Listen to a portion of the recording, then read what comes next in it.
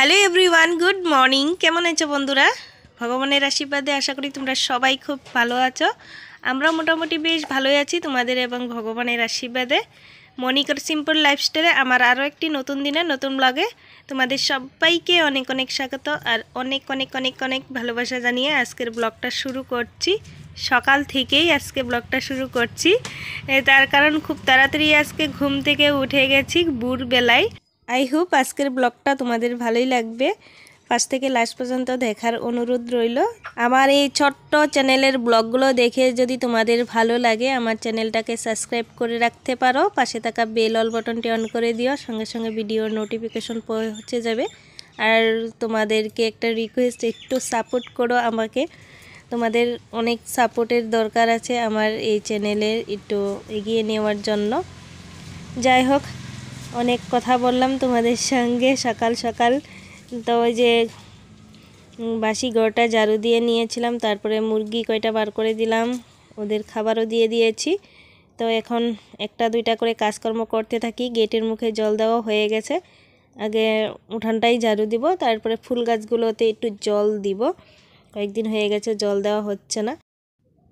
কিছু কিছু অভ্যাস আমি চেঞ্জ করার চেষ্টা করছি, যেমন ধরো ভোরবেলা ওঠা। সকালে যে আমি লেট করে উঠি তা না, কিন্তু কারণ লেট করে উঠলে আমি সময়ের সঙ্গে কাজ করে উঠতে পারবো না, তার জন্যই সকাল 6টা থেকে 6:30টার মধ্যে আমি উঠে যাই। আর একটু আগে উঠলে কিন্তু ভালোই হয়, কিন্তু শীতের দিন বুঝতেই পারছো, খুব ঠান্ডা, ঘুম ভেঙে গেলেও বিছনা থেকে উঠতেই ইচ্ছা হয় না। একবার যদি বিছনা থেকে উঠে পড়ি, কাজে লেগে যায়, তারপরে ঠান্ডা আলসিভাব কোথায় যেন হারিয়ে যায়। তখন মনে হয় আর একটুখানি যদি আগে উঠতে পারতাম, কাজগুলো আর একটু আগে হতো আর ভালো হতো। তো এই ভাবটা অনেকের মধ্যেই আছে, আর অনেকে আছো আরও সকাল সকাল ঘুম থেকে উঠে পড়ো। আগের দিন রাত্রে যদি একটু সকাল সকাল ঘুমিয়ে পড়ি, পরের দিন সকাল সকালই ঘুমটা ভেঙে যায়। আগের দিন মানে কালকে আমরা একটু সকাল সকালই ঘুমিয়ে পড়েছিলাম, তো আজকে সকাল সকাল ঘুমটা ভেঙে গেছে আর আলসি ভাব করে বিছনায় পড়ে থাকিনি, উঠে পড়েছি। রোজ দিনে ঘুম থেকে উঠে মাটি চুয়ে প্রণাম করে আমি আমার কাজে লেগে পড়ি। আর ইষ্টিভিটিটা আমি বাসি কাজকর্ম করে জামা কাপড় চেঞ্জ করে পরে করি। বাসি জামা কাপড় পরে ঠাকুর ঘরে গিয়ে প্রণাম করে ইষ্টিভিটি করা আমার ভালো লাগে না। তো বাসি কাজকর্ম সেরে বাসি নাইটি চেঞ্জ করি বা কোনো দিন স্নান করি, করে তারপরে ইষ্টিভিটি করে আমি আমার কাজে আবারও লাগি।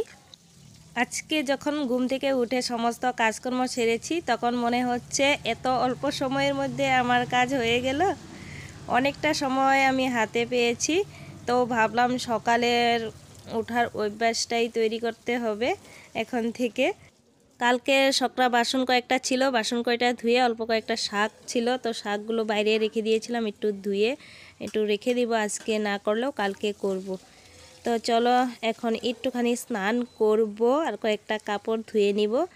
আজকে সকালে ভাবছি রান্না করব না, দুপুরবেলায় রান্না করব। হিমাশ্রীর পাপা একটু সকাল সকালই বেরিয়ে যাবে আর গ্যাসও নেই, তো একবারে রান্নাটা সারবো। তো বন্ধুরা, কয়েকটা জামা কাপড় বেরিয়েছিল, সেগুলো ধুয়ে একবারে স্নান করে এই যে চা বসিয়েছি, চা হয়ে গেছে। আর চাউল কয়েকটা ভিজিয়ে রেখেছিলাম পিঠে খাবো বলে, তো ওই যে দেখো একটু চিতই পিঠা করে নিই, কয়েকটা চিতই পিঠা দিয়ে চা খাবো, পরে দুপুরবেলায় রান্না করব।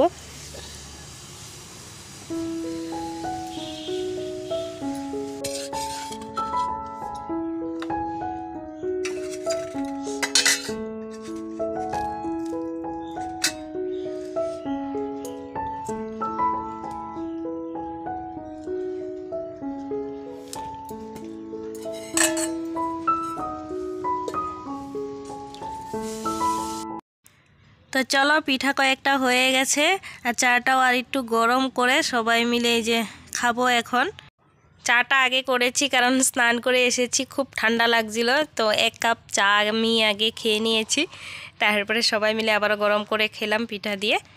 তারপরে চলে আসলাম এই যে বিছনাটা ভালো করে গুছাতে।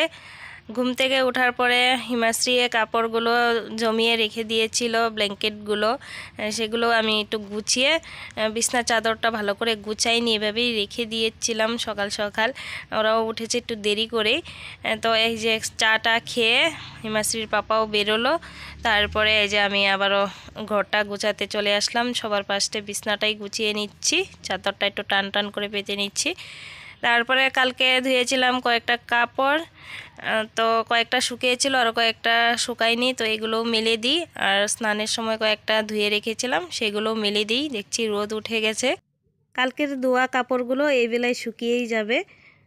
আর আজকে আর অন্য কাপড় চোপড় ধোয়ার নেই, আর ধুবও না।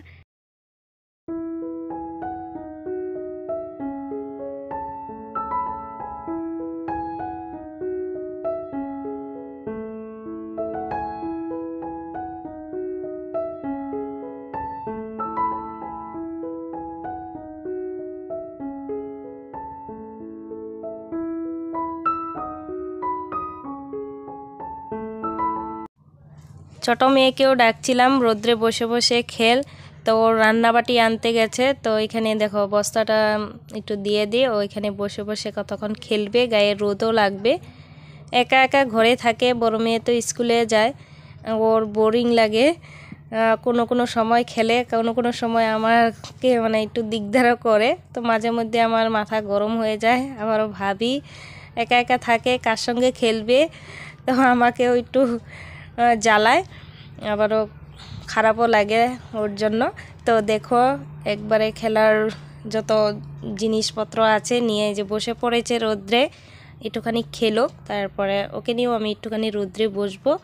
তারপরে ঘরের ভিতরে একটু গুছানো গাছানোর কাজগুলো আছে, সেগুলো করব একটা দুইটা করে।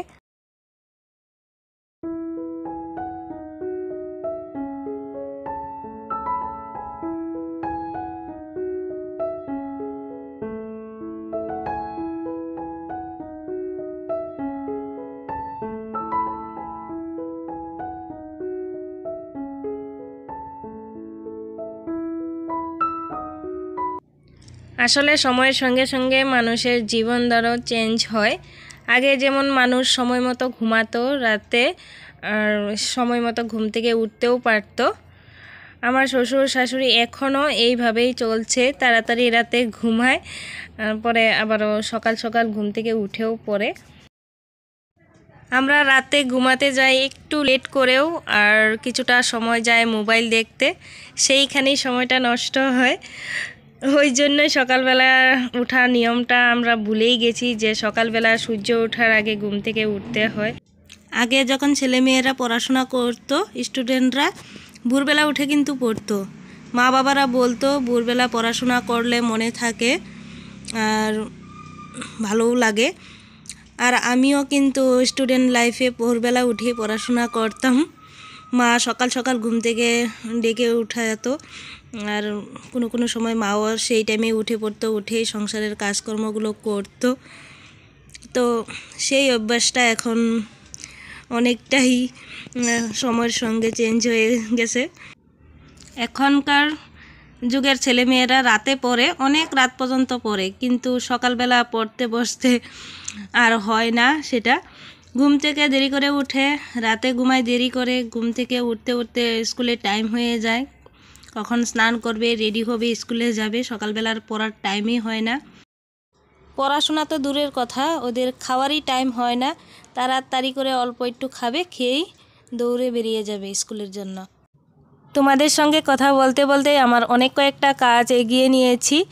ঘরটা ঝাড়ু দিচ্ছি, ঘরটা এখন আর মুছবো না। সকালে স্নানের আগে ঘরটাও মুছেছিলাম, উঠানটাও জল দিয়ে আমি ধুয়ে নিয়েছিলাম। এই যে বললাম আজকে রান্না বান্না নেই, তো এই কয়টা কাজ করে কয়েকটা কাপড় চোপড় ধুয়ে স্নানটা করে নিয়েছিলাম। তো এখন ঘরটা একটু ভালো করে ঝাড়ু দিব, আর কয়েকটা গুছানো গাছানোর কাপড় চোপড় ছিল সেইগুলো গুছিয়ে নিয়েছি, আর জিনিসপত্রগুলো একটু ধুলোবালোগুলো মুছে নিয়েছি।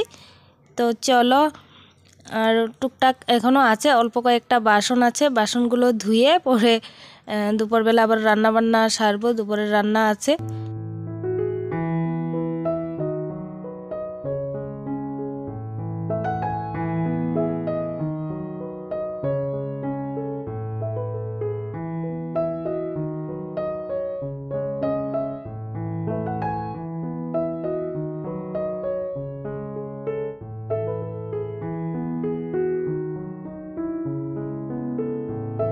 কালকের একটু ভাত ছিল আর কালকে একটু মাছ ডাল করেছিলাম, ডালও ছিল। তো চা পিঠা করে আমি ডেকচিটা চুলায় বসিয়ে রেখেছিলাম, গরম হয়েছে। তারপরে হিমাশ্রীর পাপা একটু ভাত খেলো, আমরা সবাই খেলাম। তারই এই বাসন কয়টা রয়েছে, চা খাওয়ারও বাসন। তো এই কয়টা এই যে ধুয়ে তারপরে একটু নাইটিটা চেঞ্জ করব ভাবছি। অনেকটাও বেলা হয়ে গেছে, রান্নাও বসাবো। স্নান আর করবো না, সকালে একবার স্নান করলামই। আর গ্যাসে রান্না করব না, গ্যাস তো নেই, আজকেও আসবে না মনে হয় না গ্যাস। যে দোকানে গ্যাসটা ভরাতে দিয়ে গেছিলো সেই দোকানের মানে এসেছিল গ্যাস নিয়ে, কিন্তু যাকে দিয়ে গেছিলো টাকা গ্যাসের বুক, তো ও আর ছিল না, আর রাখাও হয়নি। বলেছে ফোন করে আমার চুলাতে আজকেও রান্না করতে হবে। তো ভাবছিলাম দুপুরবেলা নিয়ে আসবে, গ্যাসটা ভরিয়ে তারপরে গ্যাসেই রান্না করব। তো এখন ফোন করে বলল গ্যাস আজকেও হবে না, তো চুলাতেই রান্না করব। তার জন্য গ্যাসের ইয়েছি আমি একটু মুছে যে ধুয়ে রেখে দিয়েছি, মনে হয় কালকে আসবে। তো যাই হোক, চলো, বাসন কয়টা আমার ধোয়া হয়ে গেছে, একটু এই জায়গাটাও পরিষ্কার করে নাইটিটা চেঞ্জ করে পরে রান্না বসাবো।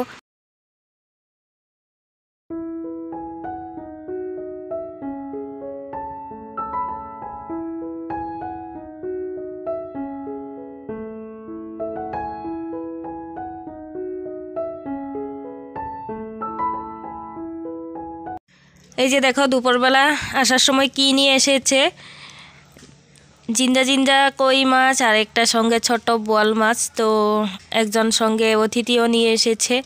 আর আমি এদিকে লাউয়ের আগগুলো কেটে রেখেছি, আর সবজি এক বস্তা নিয়ে এসেছে।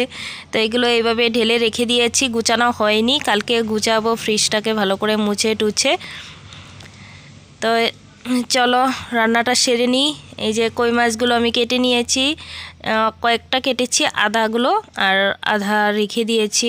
এখন সবগুলো কাটা সম্ভব না, রান্নাবান্না করতে অনেকটাই দেরি হয়ে যাচ্ছে।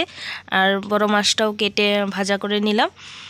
তো এগুলো দিয়ে একটু টমেটো আলু দিয়ে ঝুল করব বড় মাছটা দিয়ে, আর কই মাছগুলো দিয়ে ডাটা লাউয়ের আগ যেগুলো কেটে রেখেছি সেগুলো দিয়ে একটু ঝুলঝুল করব। আমাদের প্রত্যেকটা মেয়েরই প্রতিদিনে হাজারো কাজের ব্যস্ততা থাকে, তার ফাঁকেও নিজের জন্য কিছুটা সময় না দিলে মনে হয় এই জীবনটা একদম মূল্যহীন। আমরা মেয়েরা সংসারের জন্য যতই না করি, নিজের জন্য কিছু না কিছু করা কিন্তু দরকার সংসারের পাশাপাশি, না হলে একদম এই জীবনটাই বৃথা মনে হয়। কেন বললাম এই কথাটা পরে আরও একটা ব্লগে তোমাদের সঙ্গে শেয়ার করব। যাই হোক, চলো, ব্লগটা অনেকটাই লম্বা হয়ে যাচ্ছে। তো আজকে কি রান্না করলাম, এই যে দেখো, টমেটো আলু দিয়ে একটু ঝোল করেছি, ছোটো মাছ ডাটা দিয়ে লাউয়ের আগা দিয়ে করেছি। আর দিদি একটু শুটকি মাছের তরকারি দিয়েছে, সেই দিয়ে আজকে অতিথিকেও খাওয়াবো, আমরাও খাবো। তো যাই হোক, চলো, এই যে দেখো মাছ ডাল রয়েছে, একটুখানি হয়ে যাবে। আজকের মতো ব্লগটা এখানেই শেষ করি বন্ধুরা, দেখা হবে আরও একটা নতুন দিনে নতুন ব্লগে। আজকের মতো টাটা।